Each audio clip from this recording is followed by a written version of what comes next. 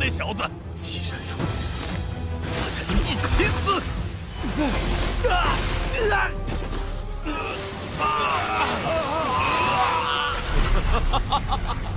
好狠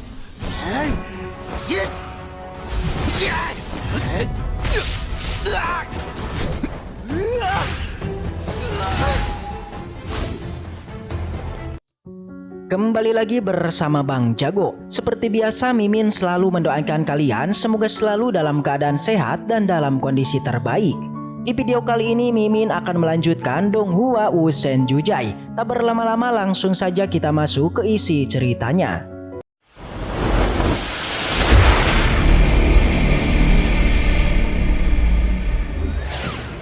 Cerita dilanjutkan memperlihatkan tetua Giu, ia lagi-lagi memanfaatkan situasi dan menawarkan agar mereka bergabung saja dengan sekte darahnya.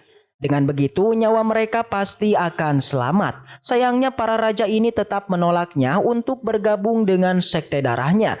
Alhasil untuk terakhir kalinya tetua Giu pun memberikannya sebuah kesempatan, di mana jika dalam 10 napas mereka masih menolak untuk menyerah, maka ia tak akan segan untuk mengeksekusi semuanya. Tapi lagi-lagi para raja tak gentar sama sekali. Bahkan seorang raja mengatakan kalau ia lebih baik mati daripada tunduk kepada sekte darahnya.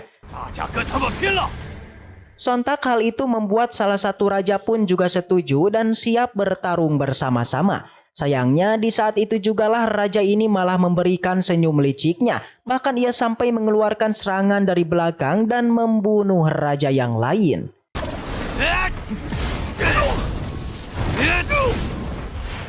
Jelas hal itu membuat semua pun sangatlah kaget. Yang ternyata Raja Heng Wuji dari dinasti Dayong ini berniat untuk menyerah kepada sekte darah. Alhasil semua raja yang melihatnya benar-benar sangatlah marah. Tapi Heng Wuji hanya bilang kalau orang berbakat adalah orang yang bisa melihat situasinya.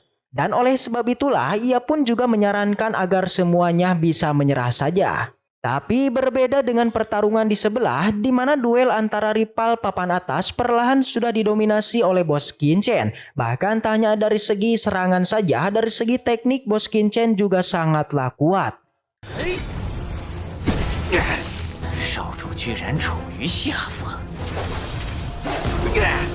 Alhasil tetua Gu yang melihatnya ia pun langsung menyerahkan para raja ini kepada tetua Len Chan dan pasukannya. Sementara ia sendiri akan melawan Bos Qianchen agar Laoji bisa menyerap harta karun di sana.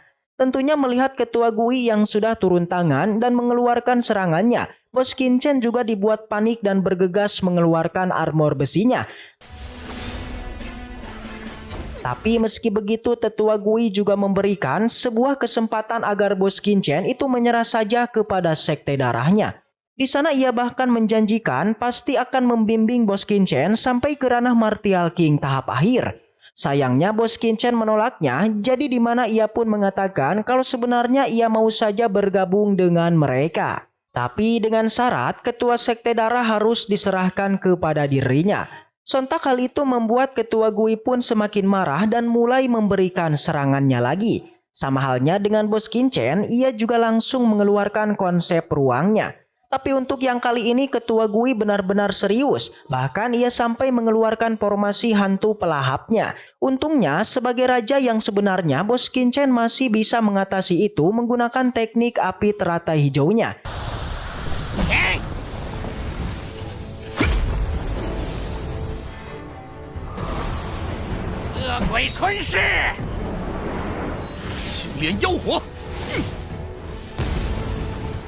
Hanya itu di saat yang sama tanpa diduga, Bos Qianchen akhirnya mengerti arti dari konsep ruang yang sebenarnya.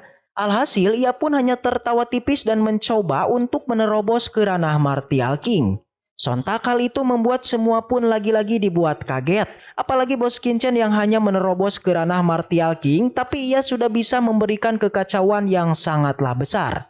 Bahkan Heinu dan kawan-kawan yang sedang berlatih di luar istana, mereka juga bisa melihat kekacauan tersebut.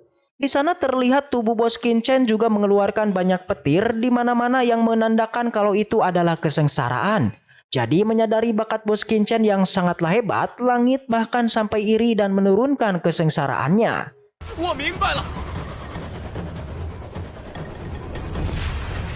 居然突破了，造成如此恐怖的动静。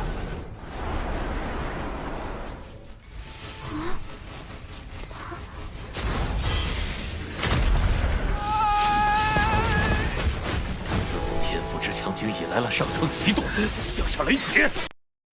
Kekuatan petir yang begitu dahsyat membuat semua orang di sana menjadi ketakutan. Mereka hanya terpaku terdiam melihat bagaimana Bos Qianchen diserang oleh badai petir di sana. Meskipun Bos Qianchen menggunakan armornya, tapi tetap saja petir itu merasuk ke tubuhnya. Membuat Bos Qianchen terlihat kesakitan hingga merasa tak tahan lagi akan badai petir ini. Alhasil ia pun tumbang dan terjatuh ke bawah tanah. Senior Soang yang melihatnya ia merasa khawatir dan tak menyangka. Ternyata badai petir ini bukanlah petir biasa. Bos Qianchen menyadari petir ini yang menyerangnya bukanlah untuk menguji kekuatannya, melainkan itu ingin membantainya. Bos Qianchen sampai mengira mengenai petir ini ternyata tidak ingin membuatnya untuk berkembang. Keanehan yang terjadi ternyata tidak sampai di situ. Awalnya semua orang sangat senang karena petir yang datang pastinya hanya menyerang bos kita. Tapi entah kenapa beberapa percikan petir di sana itu malah membuat semua orang panik tak terkecuali Tetua Gui. Setelah terjatuh, tak lama ia pun kembali bangkit untuk menerima serangannya lagi. Ia kemudian kembali bergerak dan berniat melawan petir itu dengan artefaknya. Lalu apa yang terjadi? Ya, benturan keduanya ternyata bisa memunculkan sebuah ledakan yang begitu dahsyat. Membuat semua tetua dan semua raja pun kewalahan menahan aura yang terpancar dari benturan itu.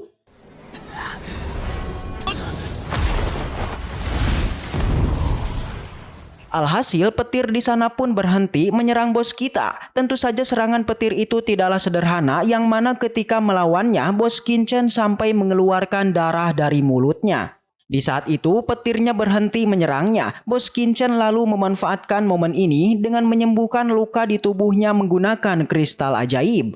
Di sana dengan cepat Bos Qianchen mengeluarkan sebuah formasi dan mencoba menyerap esensi dari batu ajaibnya.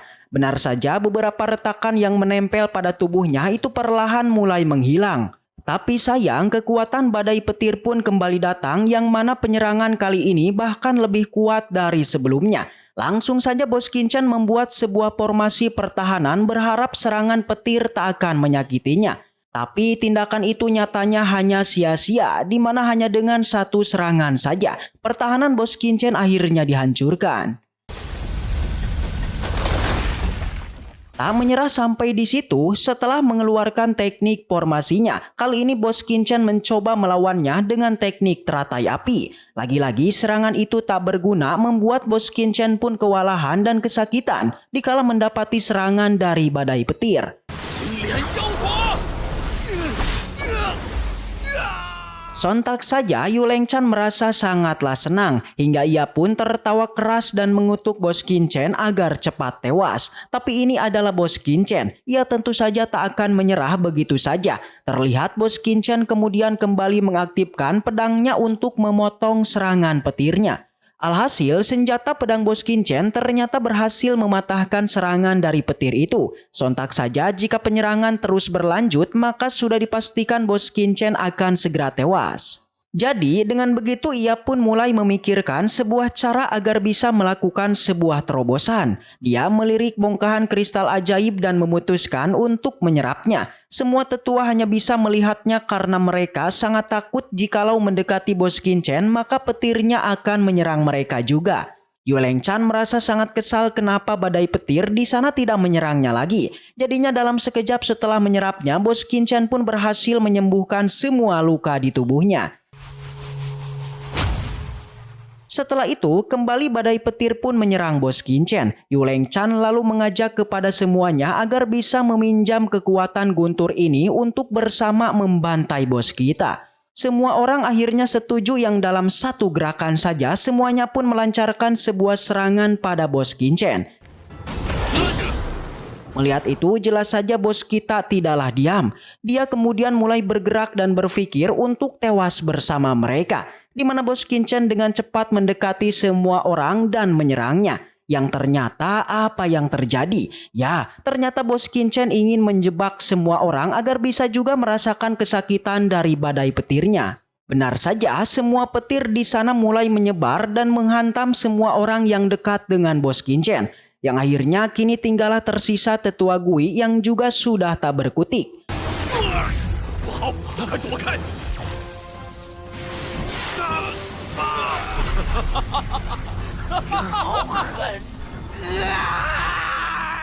Tetua Gui memohon pada Bos Qianchen agar tidak membantainya. Tapi Bos Qianchen tidaklah membiarkannya dan tetap akan membantainya. Tetua Gui melakukan perlawanan terakhirnya dengan mengancam Bos Qianchen, bahkan ia juga mencoba untuk melakukan serangannya.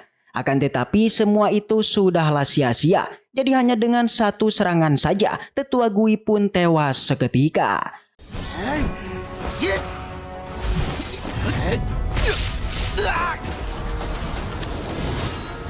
住手！你快住手！